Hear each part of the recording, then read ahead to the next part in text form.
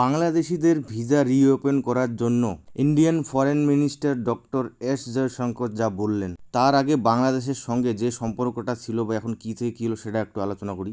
1 বছর আগে বাংলাদেশে যখন শেখ হাসিনাকে তাড়ানো হয়, তারপর বাংলাদেশের নতুন সরকার ইউনূস সরকার এর নেতৃত্বে বাংলাদেশি ছাত্র নেতারা যেভাবে পলিটিক্স চালায়, সব জায়গায় রোড ব্লক, বাংলাদেশি মানুষজন ভালোভাবে থাকতে পারছিল না। এরপর বাংলাদেশি নিউজ চ্যানেলের অফিস অবধি পুড়িয়ে দেওয়া হয়। তার কিছুদিন পর হিন্দু ছেলেকে পুড়িয়ে মারার ঘটনা।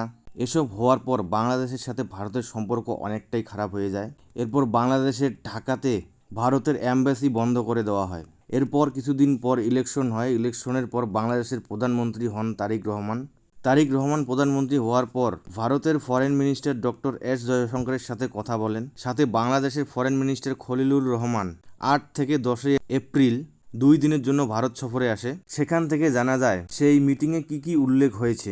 ইরানের বিরুদ্ধে আমেরিকা ও ইসরায়েলের ওয়ার এবং হরমুজ ইরানের নিয়ন্ত্রণের কারণে বাংলাদেশ ডিজেল ও গ্যাসের সংকট দেখা দিয়েছে। এটা বিষয়ে আলোচনা হওয়ার পর অবশ্য ভারত থেকে পাইপলাইন দ্বারা 7,000 টন ডিজেল বাংলাদেশে পাঠানো হয়েছে। এরপর বাংলাদেশের ফরেন মিনিস্টার খলিলুর রহমান এটাও উল্লেখ করে যে বাংলাদেশি অনেক মানুষ ভারতে চিকিৎসার জন্য আসে।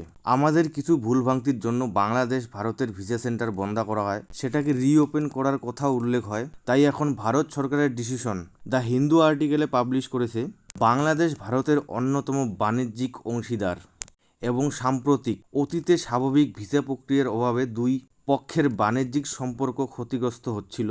বাংলাদেশের প্রধানমন্ত্রী তারেক রহমান ভারত সফরের সময় foreign minister doctor S Jaishankar এসব বলেন যে বাংলাদেশে নতুন করে ব্যবসায়িক ভিসা পরিষেবা স্বাভাবিক করা হবে। তাই বাংলাদেশের নতুন অ্যাম্বাসেডর হতে চলেছে দীনেশ ত্রিবেদী। কিন্তু এখনও পর্যন্ত জানানো হয়নি কবে ঢাকাতে যাবেন দীনেশ ত্রিবেদী, কবে ভিসা রিওপেন হবে। তবে রিপোর্ট অনুসারে বোঝা যাচ্ছে খুব তাড়াতাড়ি তিনি বাংলাদেশে যাবেন, সঙ্গে ভিসার কার্যকলাপও শুরু হবে। এটা নিয়ে আপনাদের মতামত কমেন্ট বক্সে জানাবেন। আর নতুন নতুন আপডেটের জন্য চ্যানেলটাকে সাবস্ক্রাইব করবেন।